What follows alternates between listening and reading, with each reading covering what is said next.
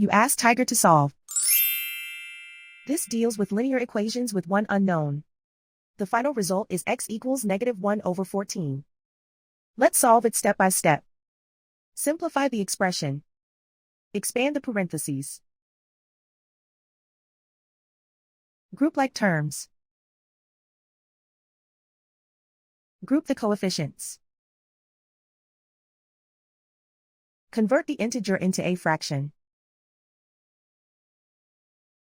Combine the fractions. Combine the numerators. Simplify the arithmetic. Isolate the x. Multiply both sides by inverse fraction 2/-21. Move the negative sign from the denominator to the numerator. Group like terms. Multiply the coefficients.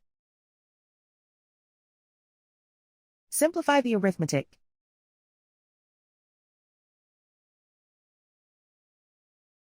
Move the negative sign from the denominator to the numerator.